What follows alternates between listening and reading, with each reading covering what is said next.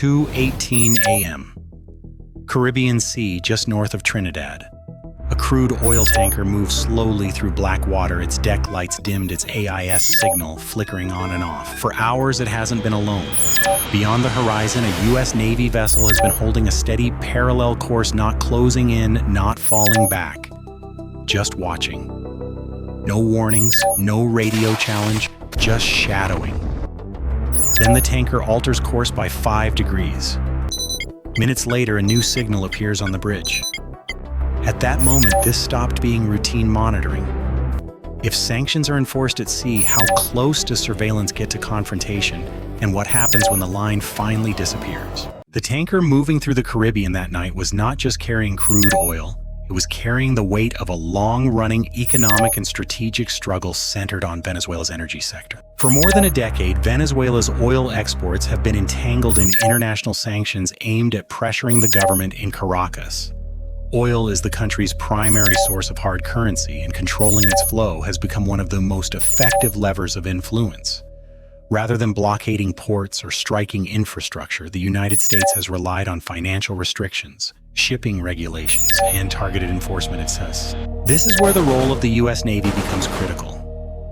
In recent years, maritime enforcement has shifted from passive monitoring to active presence. Naval and Coast Guard assets increasingly operate in international waters near key transit routes, observing, tracking, and documenting vessels suspected of transporting sanctioned oil. The goal is not combat, but control, shaping behavior without firing a shot. The Caribbean Sea is central to this strategy. It sits astride major shipping lanes connecting Venezuela to global markets and nearby transshipment hubs. Tankers moving through this region often engage in complex routing, mid-sea transfers, or registration changes designed to obscure origin and ownership. These tactics exploit the gray areas of maritime law, where proof matters as much as power.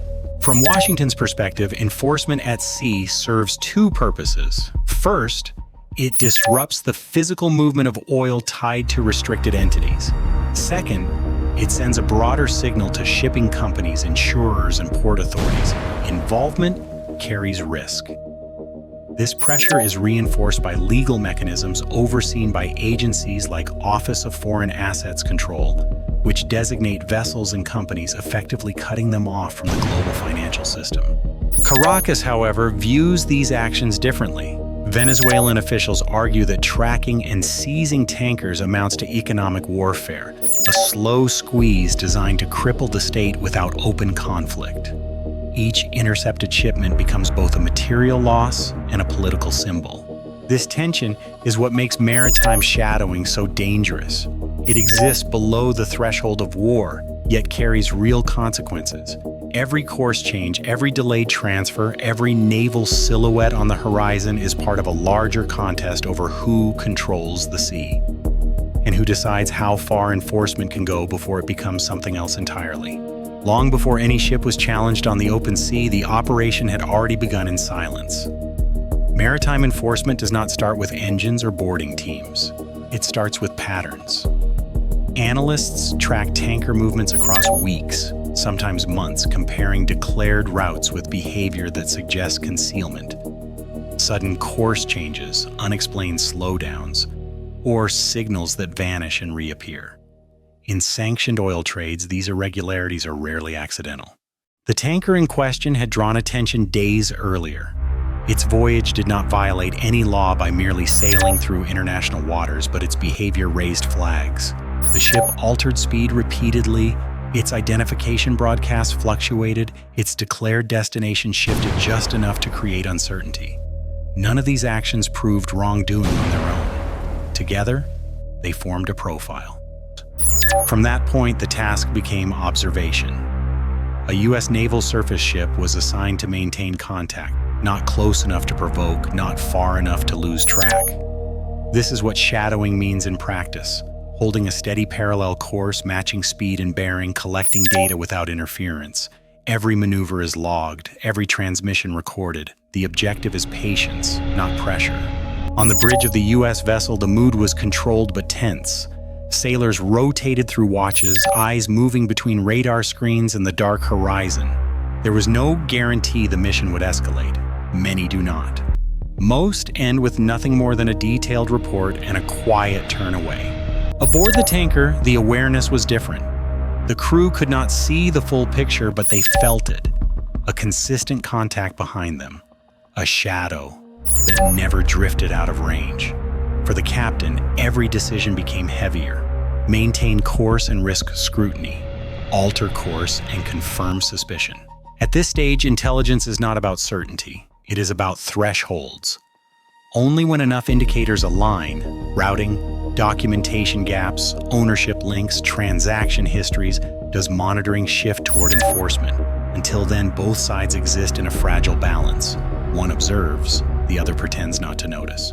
And it is in that space between watching and acting that the real tension builds.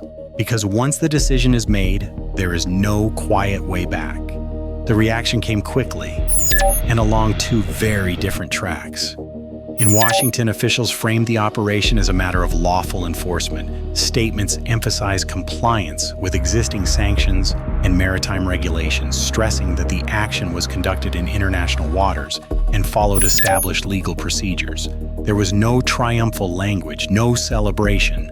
The message was restrained by design. This was not escalation, but execution. Behind closed doors, the tone was more pragmatic. The operation was assessed for risk, precedent, and signaling value. The fact that it had been carried out without resistance mattered. So did the visibility. Once enforcement happens in open water, it is no longer a quiet, bureaucratic process. It becomes a strategic signal to every operator watching the same sea lanes. In Caracas, the response was sharper. Venezuelan officials condemned the action as illegal and politically motivated, accusing the United States of using naval power to strangle the country's economy. The language was deliberate and public-facing, aimed as much at international audiences as at domestic ones. The incident was framed not as a technical violation, but as an act of coercion.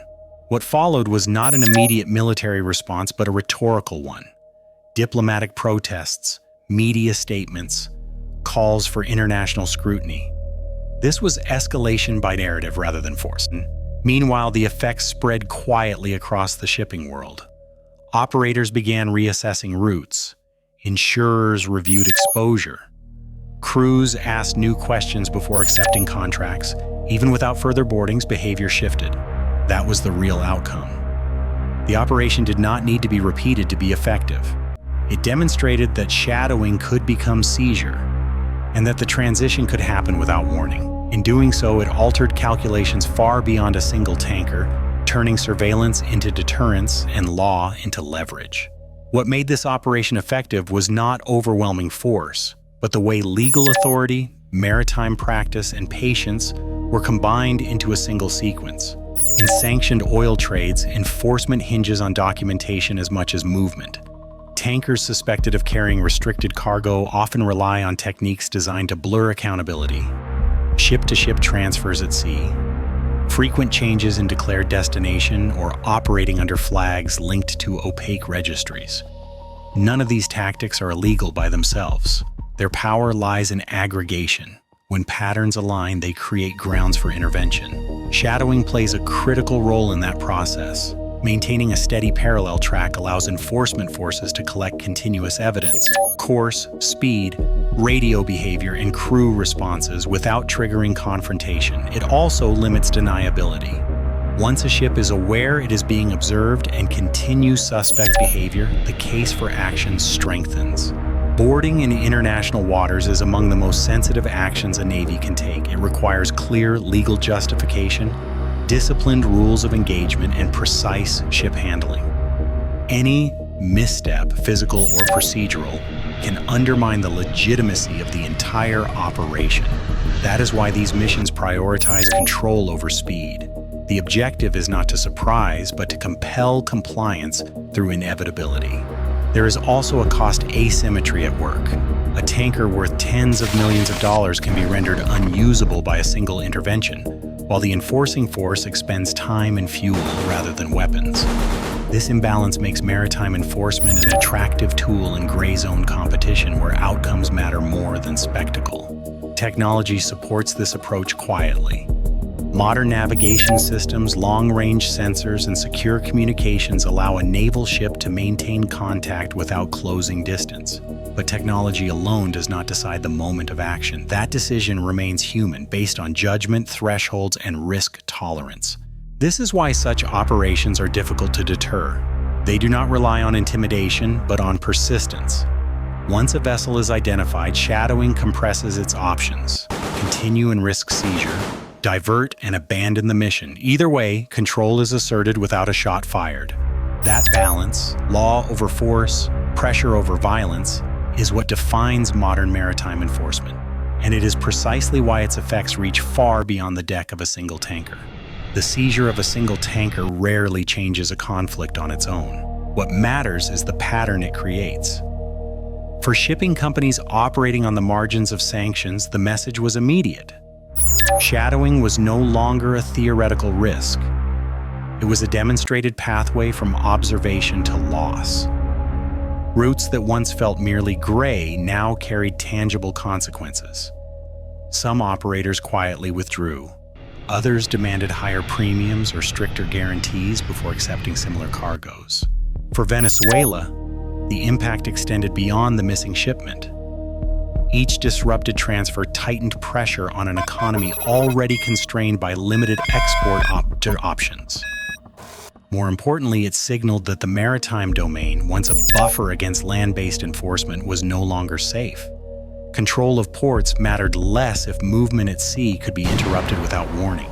Regionally, the operation introduced a new variable into Caribbean security.